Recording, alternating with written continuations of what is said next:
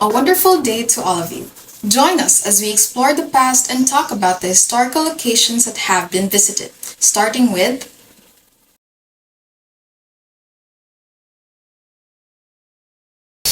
Butuan National Museum. One of the most popular historical attractions in Butuan City is the Balanghay Museum. The Balanghay boat and a variety of other historical clothing, accessories, bags, jewelries, and ceramics are on display in this museum. The tour guide takes you on a tour of the museum explaining how Butuan was found in the past, before the Philippines was recognized as an island. A miniature map of Butuan was displayed showing the location of each island's civilization, which was indicated by brown markers. Additionally, there is an island known as Panaytayon Island, which is today Cabanatuan City and RTR. Butuan City's current flooding problem makes sense given that the city is below sea level. In the past, adults and students traveled by boat.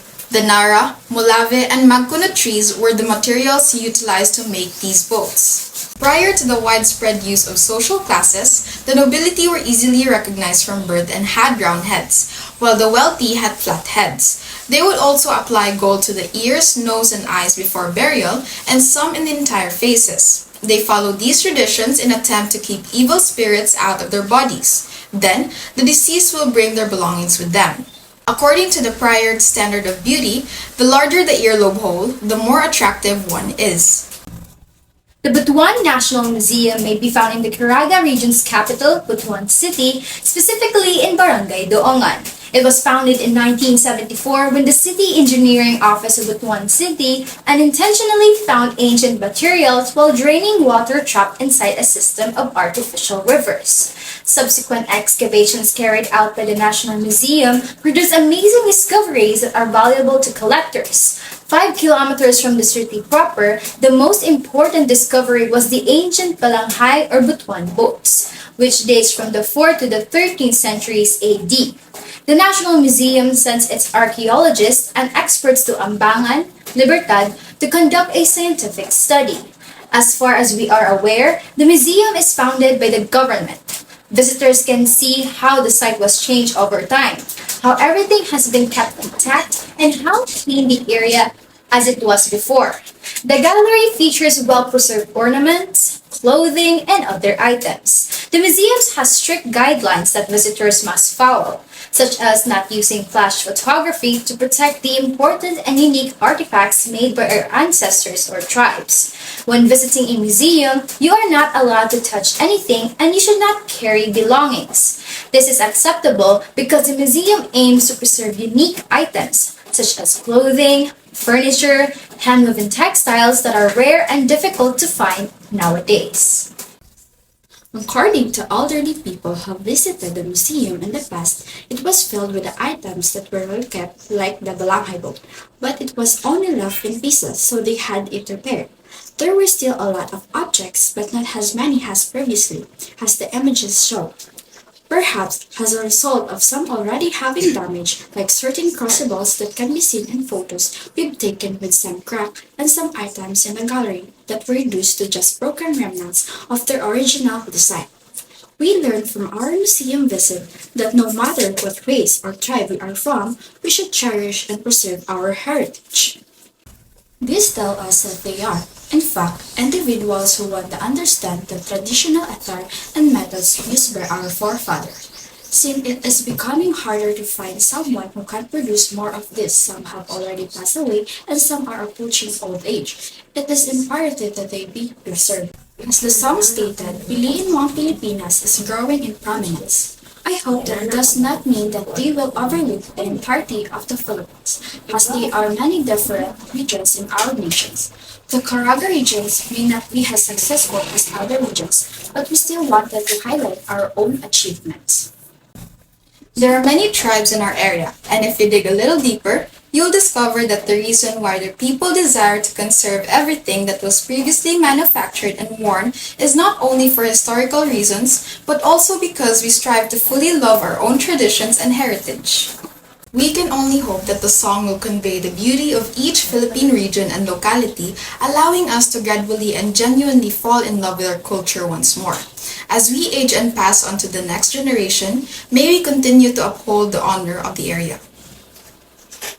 Items were all kept intact by the people of the area, who kept some in a glass case and others like the hand-woven fabrics in a roll that is hung and off-limits to public access. However, all in all, the location is sizable, features a lake, and is clean with numerous security officers on duty to help. It is a well-maintained and attractive website designed to help people learn about museums and their history. Understanding the past and trying to make sense of it is a fundamental component of tourism, which is why historical sites and museums exist to help us appreciate the things that our forefathers created and accomplished in the past. Although tourism can promote stakeholders' participation, generate income, and increase awareness, it must be managed properly to reduce negative effect and guarantee the long-term survival of this priceless cultural asset. Ensuring the continued preservation and accessibility of this site for future generations may be to adopt environmentally friendly, culturally sensitive, and locally focused sustainable tourism methods to protect the environment and boost the local economy. A few examples of this may be setting limits on the number of visitors, controlling their activities, establishing infrastructure for recycling and trash management, encouraging eco-friendly modes of transportation, and procuring goods and services locally.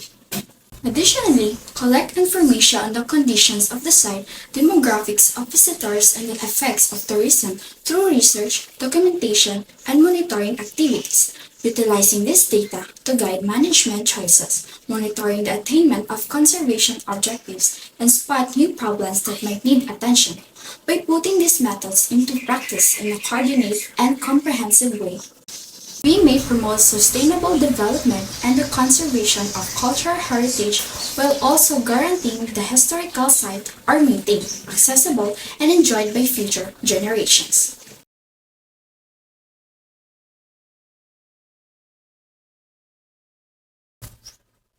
Banza Church ruins, the location where the bell tower is now concealed by trees and the church is now immersed in water.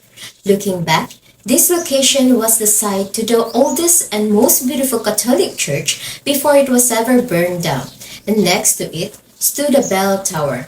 However, because of the surrounding woods and the increasing sea level, the church is no longer visible and the bell tower is inaccessible. The historical significance of the Banza Church ruins lies in its role as a symbol of religious and cultural heritage, reflecting the enduring legacy of the community that once thrived there. It offers insights into the religious practices, architectural techniques, and social dynamics of the past. Built by Recollet friars in 1625 but burned down by Moro pirates in 1753. This church was once dubbed as the most beautiful church in the region before its destruction. Over time, the Banza Church ruins have evolved from a bustling center of activity to a silent testament to bygone days. Natural forces, human intervention, and historical events have all played a role in shaping its current state, with each layer of history adding to its allure and intrigue. This site contributes to our understanding of local, national, and global history by providing a tangible link to the past. Through archaeological studies, historical records, and cultural interpretation, we can glean valuable insights into the lives of people who inhabited this area, as well as broader trends in religious, social, and architectural history. The local community has taken various measures to preserve and maintain the Banza Church ruins, including conducting regular maintenance, organizing cultural events, and promoting awareness through educational programs. Efforts are also underway to involve community members in the management and conservation of the site, ensuring its continued relevance and significance. Tourism plays a dual role in the preservation of the site. It provides financial support for conservation efforts and raises awareness about the historical significance of the ruins. On the other hand, it poses challenges such as increased foot traffic, potential damage to fragile structures, and commercialization of the site. Balancing tourism with conservation efforts is essential to ensure the long-term sustainability of the Banza church ruins. To ensure the continued preservation and accessibility of the site for future generations, it is crucial to implement a comprehensive management plan that addresses conservation education and sustainable tourism. This plan should involve collaboration between government agencies, local communities, heritage organizations, and tourism stakeholders. Additionally, ongoing research, monitoring, and public engagement efforts can help to safeguard the site's integrity and promote its significance for years to come.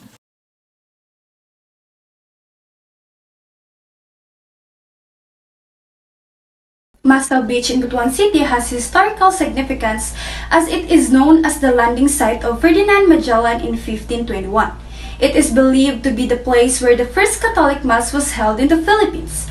Masao Beach is also associated with the historical debate between Butuan and Limasawa regarding the actual location of the first Mass. The exact establishment date of Masao Beach is not mentioned in the search results. However, it has been a significant historical site for many years. Over time, Maso Beach has evolved as a popular tourist destination and a place of historical importance. Efforts have been made to preserve its natural beauty and historical significance. Maso Beach contributes to our understanding of local, national, and global history by being associated with the arrival of Ferdinand Magellan in the Philippines and the debate surrounding the location of the first Mass. It serves as a reminder of the country's colonial past and cultural exchange that occurred during that time. The local community has played a crucial role in preserving and maintaining the historical significance of Masao Beach in Butuan. Efforts such as coastal cleanups and conservation initiatives have been undertaken to protect the beach and its surrounding environment.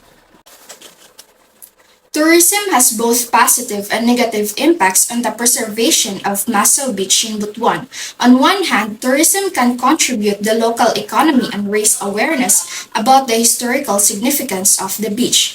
On the other hand, it can also lead to increased foot traffic and potential environmental degradation if not managed properly. To ensure the continued preservation and accessibility of Maso Beach in Butuan for future generations, it is essential to implement sustainable tourism practices, such as limiting visitor numbers, promoting responsible tourism, and maintaining conservation efforts. Collaboration between the local community, government agencies, and tourism stakeholders is crucial in achieving this goal. Maso Beach is the perfect place to unwind and have fun because of its beautiful shoreline, clean waves, and calm coastal environment. Maso Beach is not only a popular tourist destination, but also a place where visitors can reflect on this significant moment in Philippine history. The history of Maso Beach goes beyond its colonial ties. Prior to the Spanish conquest, Butuanans, an indigenous population that conducted maritime trade with neighboring Southeast Asian kingdoms and societies, relied heavily on it as a trading hub. From the 10th to the 14th century, the Butuan civilization thrived in this area, leaving behind relics like the renowned Butuan ivory seal, which is proof of highly developed society with links to the region's larger nautical network. Maso Beach and its environment were important in the context of pre-colonial animistic beliefs and practices in addition to its function as a commerce hub. This coastal region was probably the site of indigenous celebrations and rituals honoring the spirits of the sky, land, and sea, all crucial components of the Butuan worldview. In 1953, petition requesting the rehabilitation and re-erection of the Butuan Momentum was submitted to the National Historical Committee. The committee was faced with an obstacles when they decided to comply with the petition, as it would appears that the Philippines government was officially confirming the tradition that the first Mass was celebrated in Butuan, Philippines. As a result, the petition was forwarded to Mr. O.D. Opiana, the committee secretary for review and feedback. Opiana wrote a memo to Montalia on September 30, 1953, outlining his findings and suggestions. Opiana reviewed some of the arguments in support of the Butuan tradition in that memo, naming some of the proponents' authors. The Butuan claim was they dismissed after the large number of authorities in support of Butuan were cited. Don Jaime de Vera's remark appeared to be an apodacted one in this context. En Limasawa Waino en Butuan fue bonde se celebró la primera mesa en esta regiones. Or in Limasawa, not in Butuan, the first mass in this region was celebrated. Seems to be the apodacted assertion made by Jaime de Vera. Both the committee's decision and Opiana's memo were appropriate in this regard. However, it is understandable why the supporters of the Butuan traditions would have been insulted by what must have appeared to them to be an arrogant and unpredictable rejection of their claim. In the end, it appears that the historical committee took no action to restore the Butuan monument despite the 1953 resolution. But in 1978, plans were underway to give the monument a more dignified destiny. The monument would be erected atop a concrete pedestal that the city authorities were building in the shape of a ship's prow. Since the monument is a historical monument, it needs to be conserved. However, it is important to recognize the historical error in the 1872 inscription for what it is, a historical error.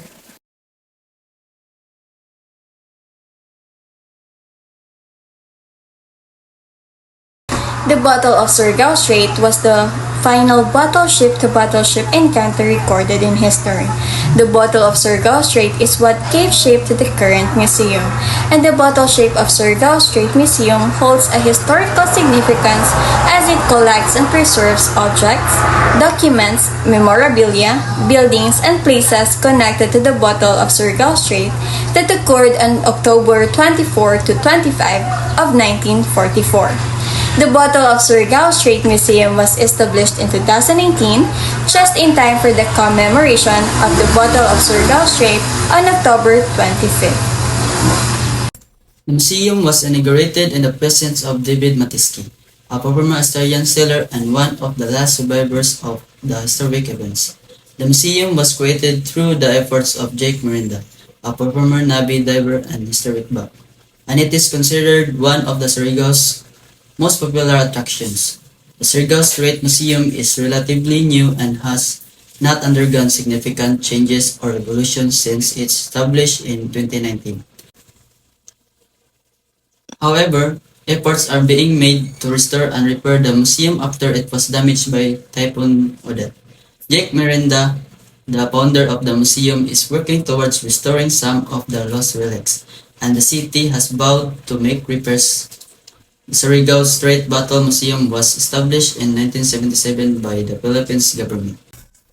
The initiative was undertaken to commemorate the Battle of Surigao Strait, which occurred during World War II on October 25, 1944. Over time, the Surigao Strait Battle Museum has evolved by expanding its exhibits to include more artifacts and documents related to the Battle of Surigao Strait and World War II. Developing educational programs to engage a wider audience, strengthening ties with the local community through outreach initiatives, and making physical improvements to its facilities to accommodate increased visitors numbers and improve accessibility. The local community has preserved and maintained the Surigao Strait Battle Museum through regular upkeeping funding from government and private sources, volunteer efforts, educational programs, and partnerships with historical organizations. This includes regular maintenance of exhibits, conservation of artifacts, hosting events to raise awareness and funds, and collaborating with historians and veterans to ensure an accurate representation of the battle's significance. Through this educational programming and outreach efforts, tourism offers opportunities for visitors to gain a deeper understanding of the Battle of Surigao Strait and its importance in World War II history. Ultimately, responsible tourism practices contribute to the sustainable development of the museum and to ensure or preserve the the museum for future generations. Ensuring the continued preservation and accessibility of the Surigao Strait Battle Museum for future generations requires sustained funding and support, regular maintenance and conservation efforts, digitization of collections for online accessibility, robust educational programming and community outreach initiatives, strategic collaborations with other cultural institutions, a commitment to inclusivity and adaptation to changing needs, and strong community engagement to foster a sense of ownership and stewardship. By implementing these measures, we can safeguard the museum's historical significance and ensure that it remains a valuable resource for learning and reflection for generations to come. For each site that was discussed, each was answered with these questions presented below. This is Kizea Antilyasa, together with my members,